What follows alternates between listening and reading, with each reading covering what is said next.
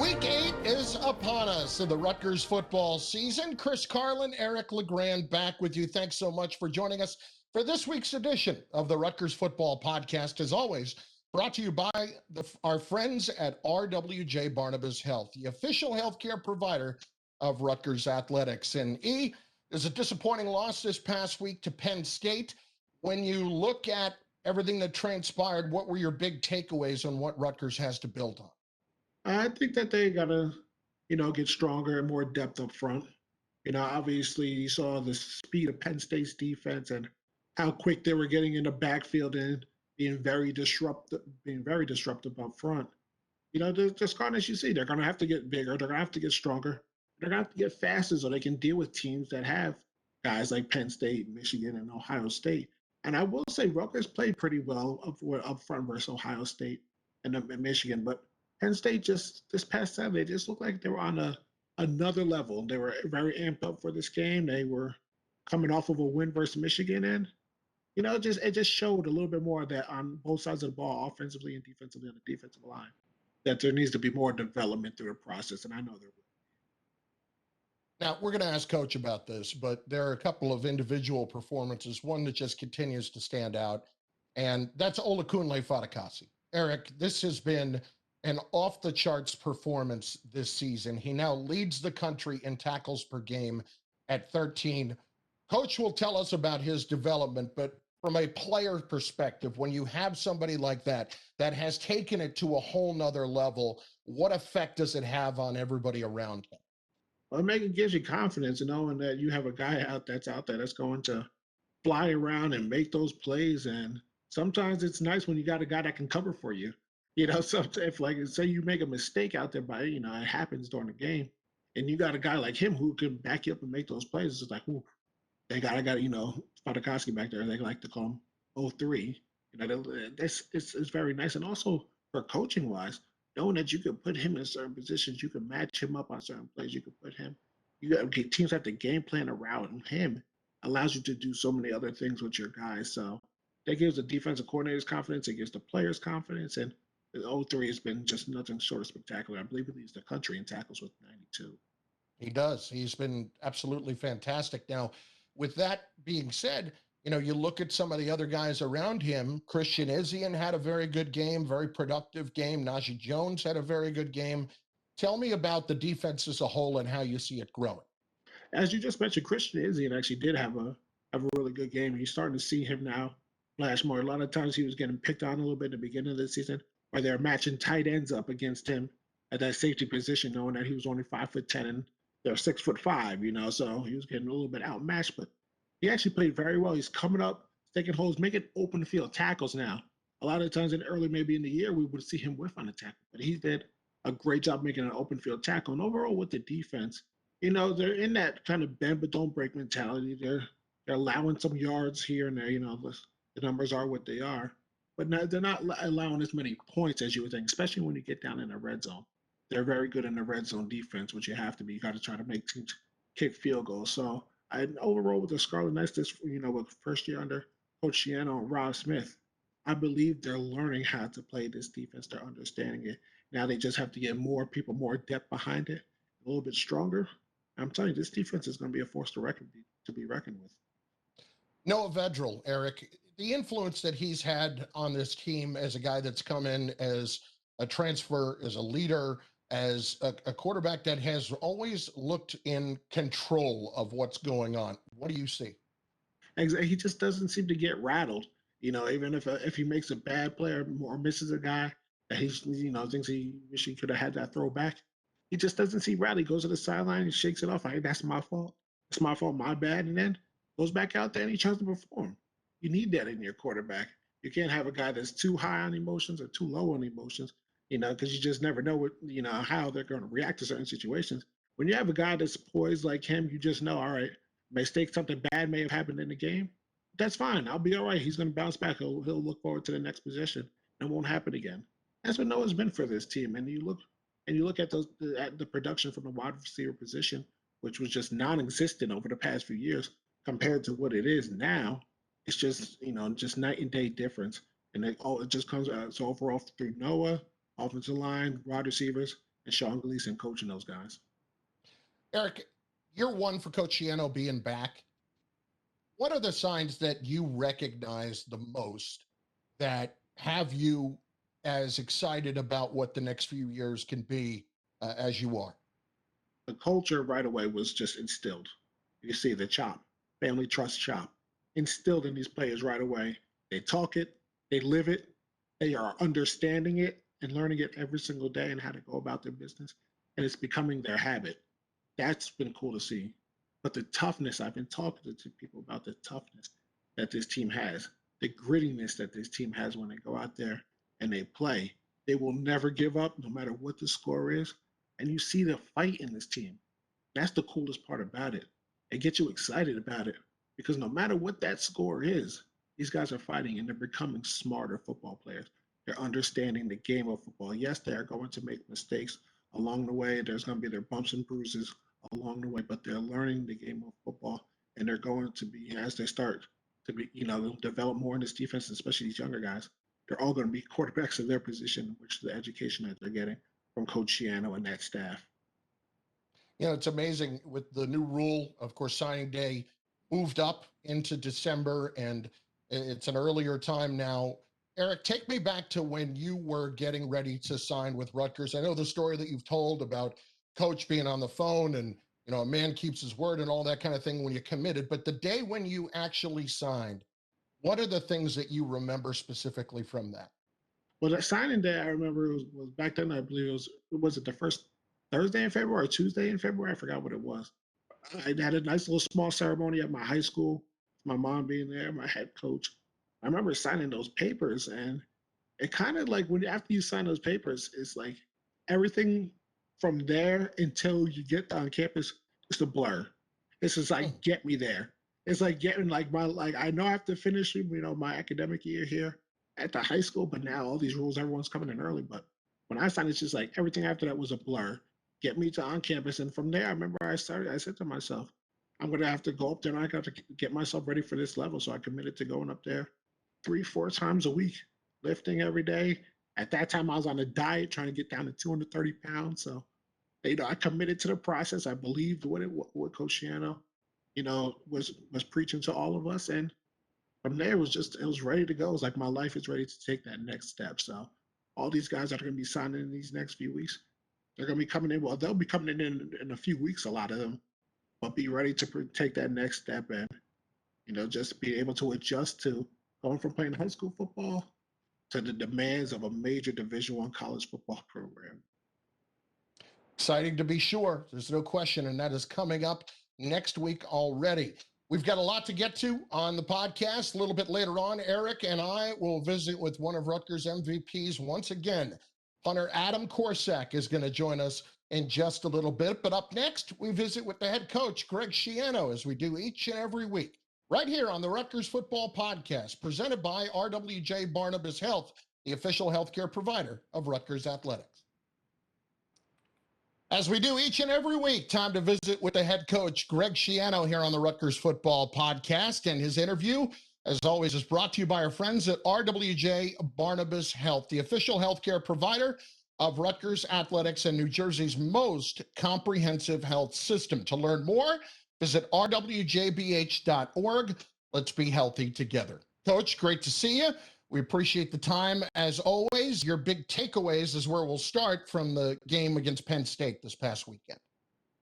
Well, we kind of ran into us Saturday. I thought defensively Penn State played very well up front, and I thought conversely we probably played our worst game up front. So when those two things meshed together, it didn't work out very well offensively. We really never got it started. It just felt like we never got into any kind of rhythm.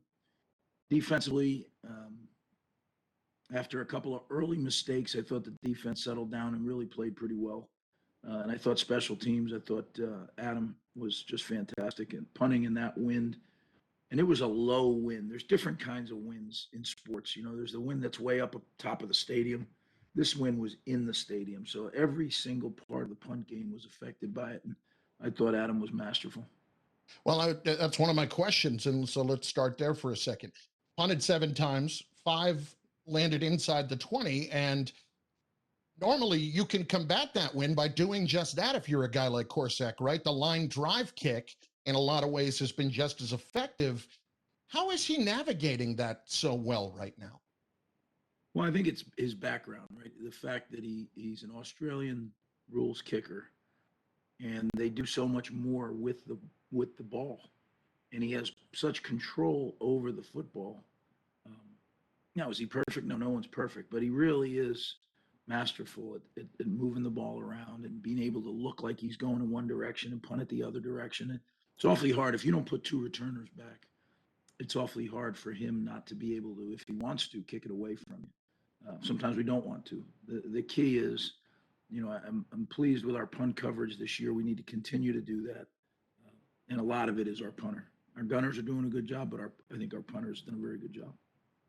On defense, there were a lot of notable numbers, and I know we talk about him a lot, but Olukunle Fatakasi now leads the country with 13 tackles per game. He put up 17 the other day, and he seems to rise to a new level each and every week. I know during your press conference you talked about his work ethic, and you weren't here before, but how much did you know about him, and how much has he exceeded what you expected as this played out this season? Well, I didn't know very much about him. I mean, I knew there was a kid number 3 when I'd watch the games. It was an active player. But when I arrived and watched some of the game tape, you could see that he had the ability to accelerate and close on ball carriers. But that's really the extent. And, he had the surgery, so I didn't get to see much of him in the springtime. He had the ankle surgery, so he missed the entire spring. It wasn't until summertime that he started working his way back. And even then, he wasn't full go. So, quite honestly, I think next year he'll be full go. I think he's worked his way back to where he feels almost like his old self. From a physical standpoint, I think what he's done is he's taken his mental game to a completely different level. His understanding of football. I think he and Coach Frazier have a great relationship. I think, Coach Frazier has so much experience, both in the National Football League and in college football, that has the ability to really help players who want to really study. And that's what 03 is. He's a guy who is a sponge. He wants to really study the opponent, and we don't guess, but when you anticipate a little bit, you're just a half a click faster. And so many times in the game of football, if you're a half a click faster, good things happen. Numerically, your safeties had a real good game. Christian Isian seemed like had one of his better games, had the interception on the deflection, made a nice play to make sure that he got his arms underneath it. And Najee Jones filling in for Brendan White. Coach, how did you evaluate your safety play? I thought they both did a good job. I think Christian's done that all year. He's been a steady performer. It was big for Najee to jump in and play well. I thought he played really well. So, especially for his first real action at the safety position. So I think that's something that Najee can build on for sure. I'm surprised that it hasn't come to me to ask about this earlier in the season. But when you watch Mike Tverdoff play, how much does he remind you of Peter? A lot. They both play really hard. I really have to work hard because I've called him Pete probably a dozen times. They wear the same number. It's just not fair. But I've gotten good now. I don't say it anymore. At the beginning, I was saying it all the time. But I think Michael is really developing into a really good player. He's learning how to play hard over an extended period of time. I think what I saw of Mike before I arrived was, and I certainly looked for him, especially when I watched Rutgers play because of my relationship with the family. I saw a guy who could make some spectacular plays, but there wasn't consistent effort. Now I see a guy who's playing hard darn near every play, and really hard. And not only do I see it, but my data that we have all kinds of scientific data with satellites and everything else. It proves true that his explosive movements are off the charts. So he's getting better as a player. He's getting better technically, and I think he can really improve quite a bit more, and that's going to be good for us. Coach, I know earlier this week you put out a video congratulating New Jersey athletes for being able to get through what has been an incredibly trying time on the high school level. Just from what you've been able to glean from all that, and obviously your own experiences here, what kind of made you want to do that and make sure that they understood that people do pay attention to that? Well, I think there was some incredible sacrifices, as I said in the video, made not only by the student athletes, but by their coaches and their families. Um, you know, there's so much that has to be done to stay safe and to not get infected with the virus. And I think to do that, families had to sacrifice things they wanted to do, sacrifice exposure for their kids. Um, so I'm very impressed by the sacrifices that teams, families, and coaches were willing to make. And I just wanted to let them know that because a lot of times it is what you have to do, and it kind of goes by the wayside. But I think that is something special, especially in this day and age, in this immediate gratification age, to be able to sacrifice and put some things off to do what they truly love to do. I thought that was noble. Well, we'll take a time out. When we come back, we'll get your questions for Coach Schiano. Stay with us right here on the Rutgers Football Podcast, presented by RWJ Barnabas Health, official healthcare provider of Rutgers Athletics. Time for your questions for Coach Schiano this week on the Rutgers Football Podcast. Let's get right to them, Coach. Chris Jones checking in on Twitter. Obviously, 03 having a great year, as we've talked about, but could you give us your long-term view of the linebackers, including guys like Drew Singleton, Mohamed Toure, Deion Jennings? Well, I like our linebacker room. I think we have a great mix of experience and young guys and guys that are in the middle of their careers. I think we've recruited well at the position coming in. So I think the linebacker room will keep getting better and better. And I think guys like 03 and Tyshawn Fogg have set a great example of work habits, study habits, the ability to play hard over an extended period of time. Those two guys, in a lot of ways, epitomize chop. And that's what our young linebackers need to learn and see, is that, there's no easy, if you're looking for that magic pill, there is none, right? It's about hard work. When I look at all the great players I've coached over the years, the one common denominator is they all worked extremely hard at their craft. There was none that just kind of fell into it. So I think those guys have set a good example for the rest of the room. D. Rose asking for Coach, how has this time around in, as he calls it, Greg 2.0, been different than the first time you were hired here back in 2000? Oh, just about everything. And that's before you even bring in COVID, right? At 54, you see things a lot differently than you saw them at 34. And that's a fact. As I've said many times, I've raised kids. My wife and I have raised a family. Our youngest is now a senior in high school. So all of them played athletics. My three boys played football, both in high school and college, and my daughter plays soccer. So having gone through it as a parent, I think I have a much better understanding of the demands on student athletes. You think about it in your own career, it's kind of drifts past you. You just did it. You don't really give it a lot of thought. But when you see your kids fighting through the tough parts of being a student athlete, I think I'm a little bit more empathetic to how hard it is to do. And I also, I'm certainly not going to back off what we demand. I think we have a huge mountain to climb here. So, but I do take into account that, these are 18 to 22-year-old young people that are not only trying to figure out their athletic career, but trying to figure out their academic career, trying to figure out life. And hopefully we're able to do a good job as a staff to help them kind of work through that journey. Another Chris wants to know, Coach, on the wide receiver front, Aaron, Shameen, Bo, they've been great.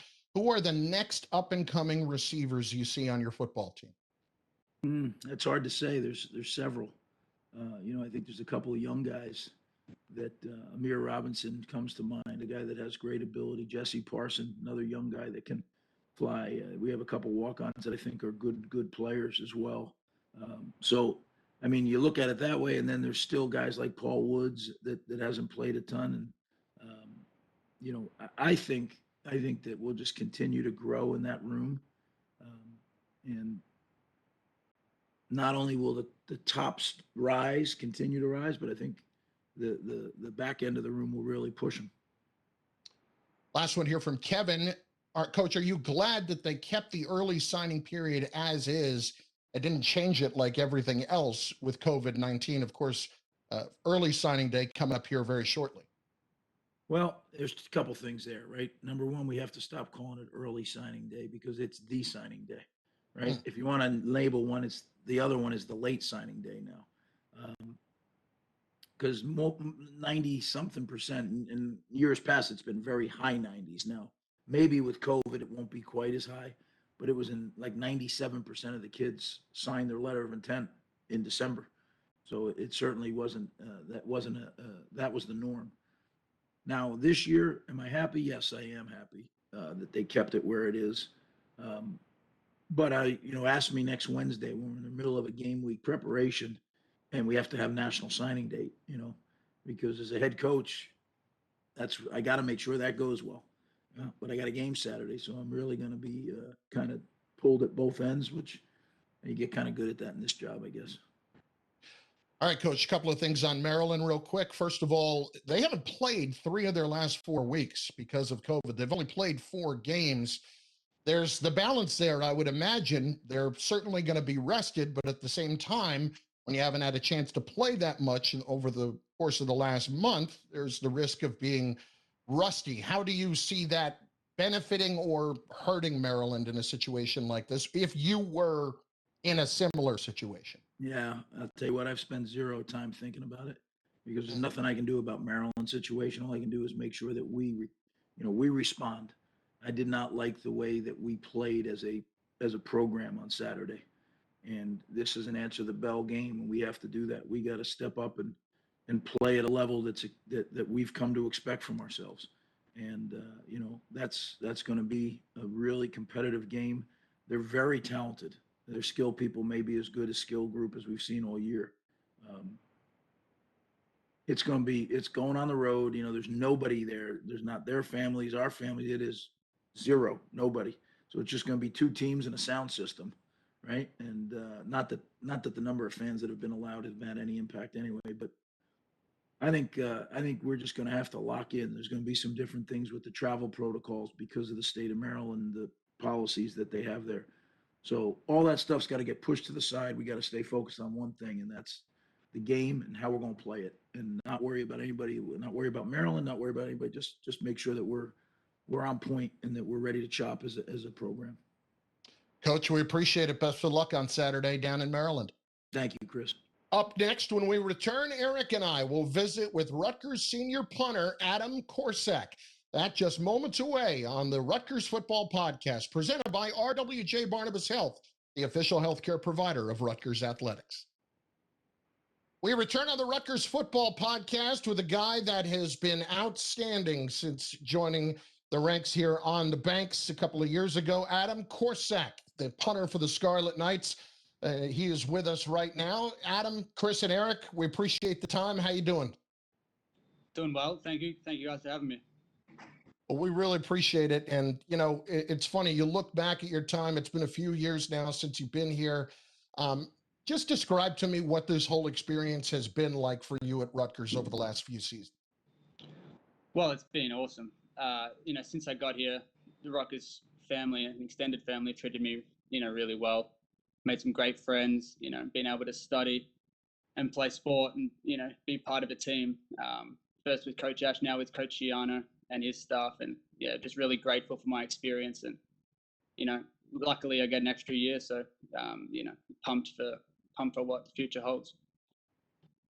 That's also, as you mentioned, the past 4 years. How would you say your time here in the States has been, compared to where you're coming from, the adjustments that you've had to make, the coaching staff adjustments that you've had to make too, and having to buy into different programs? What's that been like for you as a young man now, coming here as a boy, but turned into a man now?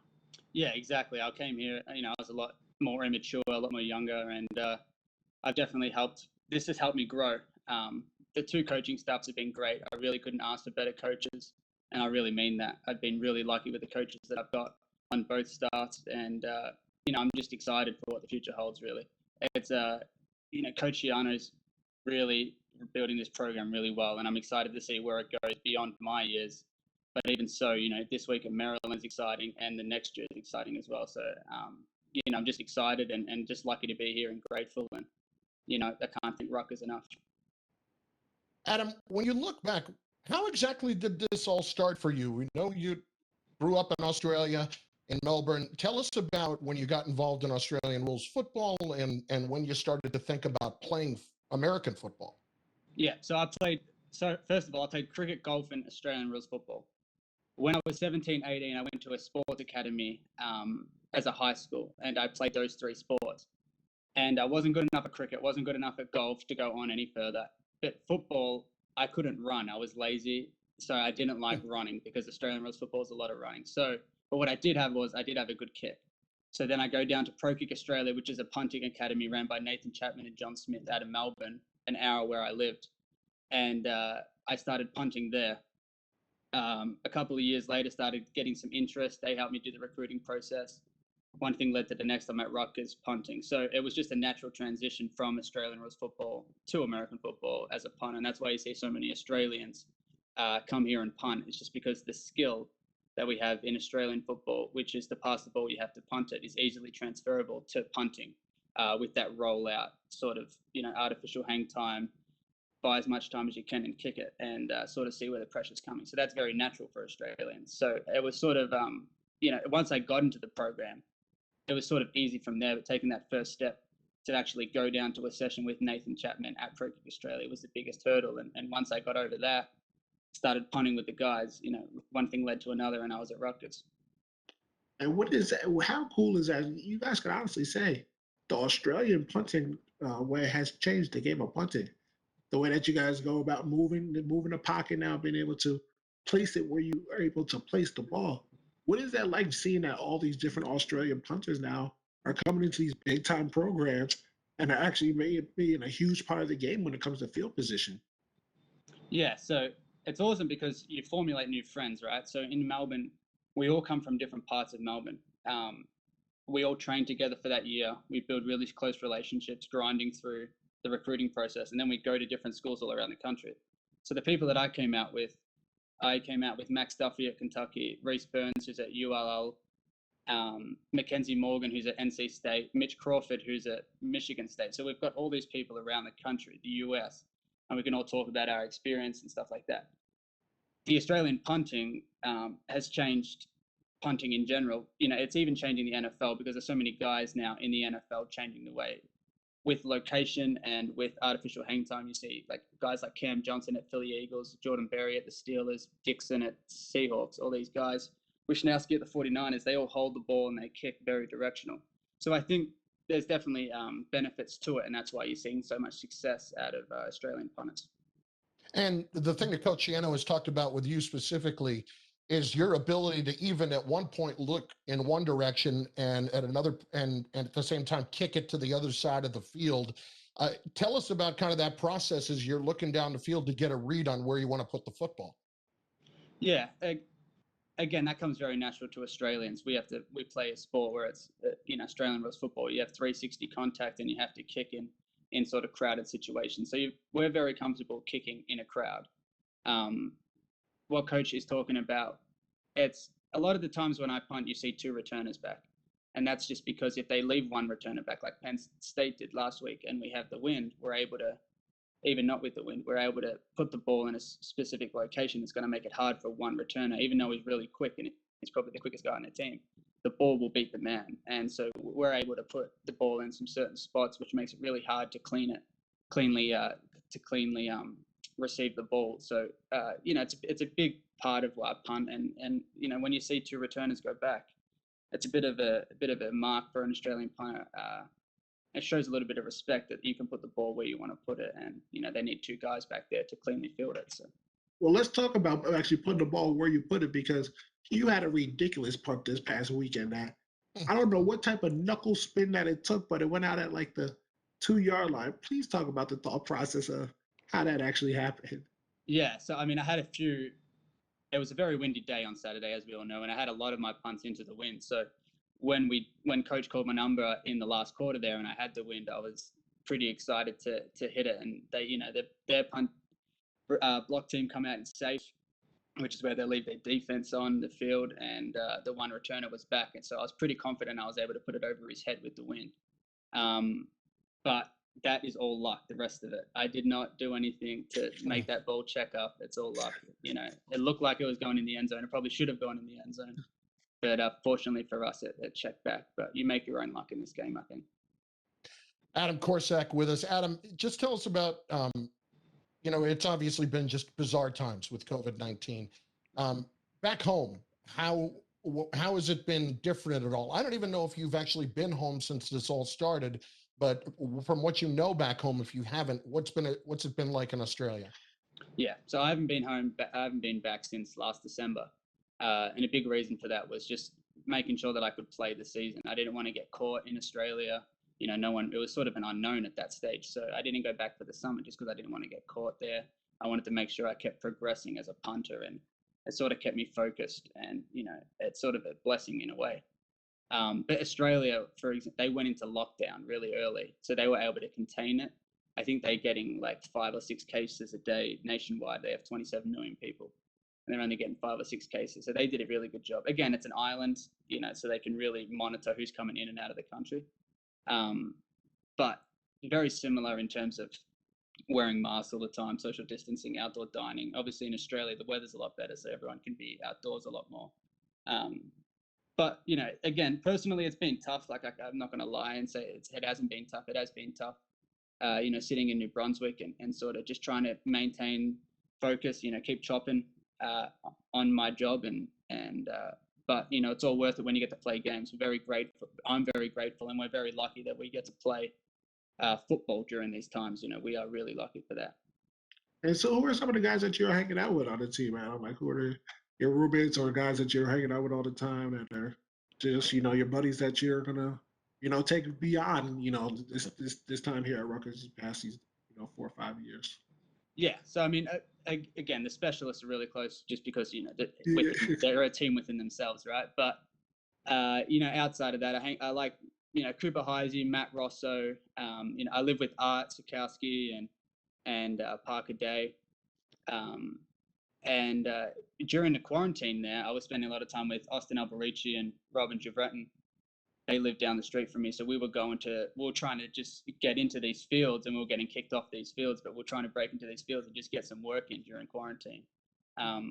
But you know, again, I like to think that I get along with everyone on the team. It sort of helps when you're the novelty Australian guy, so everyone sort of again uses the accent and has a bit of fun. You know, I've made some great friends on the team, and you know, I really love everyone.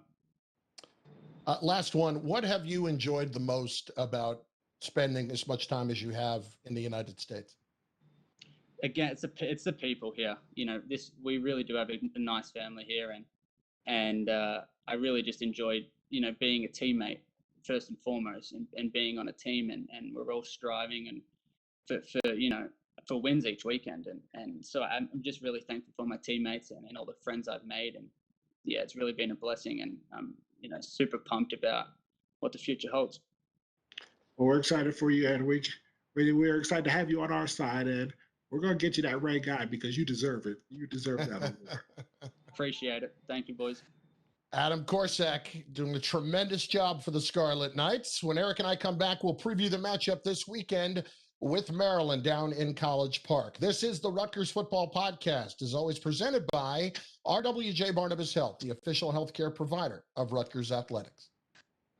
So Rutgers getting set for Maryland as we continue on the Rutgers Football Podcast presented by RWJ Barnabas Health, official healthcare provider of Rutgers Athletics. Chris Carlin, Eric LeGrand.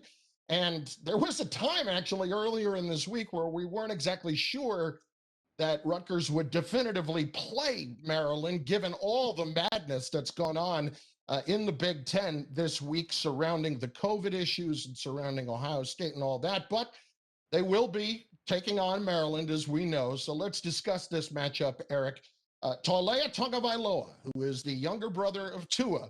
He's a guy that has joined Mike Locksley there, obviously had a relationship with him at Alabama. Tell me what you've seen from him so far and what you think Rutgers has lying in front of them with that challenge. I've seen a young quarterback develop. He had a rough first game versus Northwestern where it was a little bit shaky, but throughout the season, he developed. He got better. And let's just say he's a lot more mobile, I think, than Tua was. He can move around. He can hurt you with his feet. He's not the biggest of guys. He doesn't have the biggest frame, but he can throw that ball down the field if he makes the right reason. If he gets in the rhythm, he can really hurt you with his arm. And then if you don't stay in your pass rush lanes, he'll gash you too with his feet. So it's going to be a challenge for them when they have to deal with him. But if you can get him under pressure, you can start confusing him a little bit because he still is in that developmental process of trying to read and understand and learn defenses. That's where you win when you have to play a guy like Talia Tagovailoa. All right, take me inside the mentality of a defensive lineman there. You mentioned the pass rush lane. You want to be aggressive, but you want to be smart. Where is the line there when you're dealing with a guy who is as mobile as he is? When you're dealing with someone like him, you have to look at certain situations of the game, honestly. Most of the time, you're going to lean on, let me be smart. You want to be aggressive. You want to be able to, get the pass rush, but most of the time, you want to make sure you do stay in those pass rush lanes because when you do be aggressive and if it doesn't work out in your favor, they usually gas you. And with a guy like him can gas you. And it's not like for, a little 5-yard pickup. It's 20, 30, 40 yards gas. So this not when you're playing a mobile quarterback.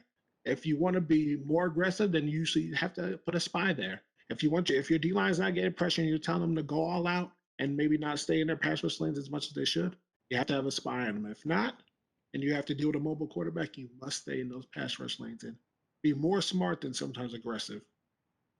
When you have a secondary that's going to be facing a lot of weapons in terms of the wide receivers and their ability to make big plays, you have to take it as a big challenge. We see defensive backs all the time play with a big chip on their shoulder. They get excited for weeks like this. They get nervous for weeks like this. When you're around those guys, Eric, what do you see those DBs when they're trying to prepare for a week where they know they're going to have their hands full? Yeah, usually during the week, you see coaches challenging them a lot, putting them in certain situations, one-on-one battles, and little individual periods, a little bit amped up a little bit more than you would expect, than a regular game week. But knowing that they have a challenge in front of them, a lot of times competitors, DBs, they have their egos too, just like those wide receivers. They want to shut you down, and they're going to let you know about it every time they do it. So the biggest challenge I say this week is keeping their guys in front of them. Don't let them get, you don't want to let these Maryland wide receivers get behind you. Let them start getting some confidence and knowing that. Keep them in front of you. Stay aggressive with them. If you're playing that press man-to-man coverage, you got to get physical. When you get physical with wide receivers and they feel it, first quarter, second quarter, third quarter, fourth quarter, they get tired of it. They don't like to be hit. They don't like, just like the quarterback, they don't want to be bashed around all game. So those opportunities where you do get pressed man-to-man coverage, make sure they feel it. And then when you got to drop back, try to keep everything in front of them. Eric, Rutgers has won down in Maryland a couple of times, including in 2009. You played in that game. It was 34-13. Joe Martinick had a big touchdown run to help ice that game. What do you remember about it? I remember it was pouring down rain. Actually, I got a good story about this. So I remember that was my first start I got. I remember I got lined up. Charlie knew that he was out for some medical reasons, and I got in there. First opening kickoff, run down the field, boom, make a play. It was all happy. Lined up, first play, kick six, Antonio Lowry takes it for a touchdown. Go back out there, run back down there on kickoff again, and then lined up to play defense for those first 3 or 4 plays. Chris, I came to the sideline. I thought I was going to die. I literally, it was on the sideline. I'll never forget barely being able to breathe. But after that, probably catching my breath again and getting back into the game, I had a sack. I got up and chopped to the crowd. Got in trouble for Coach Schiano at that time because I didn't celebrate with my team. But I had to chop. I was all excited about it. But we ended up with a win, 34-13 over Maryland. And we partied in that little tiny, tiny little locker room that they have for you. But it was a great time. All right, Eric, last one. When you're looking at the Rutgers offense this week, what do you want to see to get back to what they were doing in the previous weeks when they were so productive? Yeah, you got to get Pacheco again going on the ground. When he touches the ball, if he gets over 100 yards a game, man, you're in good position for the Scarlet Knight offense. And being able to feed him, get him involved early, I think is big because then it starts allowing you to put more people in the box, or the defense have to bring more people down into the box, and then allow for the offense from people like Bo Melton and Shameen Jones to be able to get loose behind those defensive backs there. But you got to get Pacheco involved a little bit more. I like to see still Aaron Young and Chris Shank getting involved on these little, zone reads and jet sweeps and whatnot. But the biggest key here is find a way, I believe, to get Pacheco the ball early and then go play through that and allow you to do so many different things after you get Pacheco running the ball. Looking forward to it. It's a noon kickoff on Saturday. Eric and Mark Belusis will have all the coverage beginning at 11 a.m. on the RWJ Barnabas Health Rutgers Sports Network. So we'll see you on Saturday, brother. Can't wait. Looking forward to it. The Scarlet Knights in action against Maryland down in College Park this week. Thanks so much for joining us on this week's edition of the Rutgers Football Podcast, presented by RWJ Barnabas Health, the official healthcare provider of Rutgers Athletics.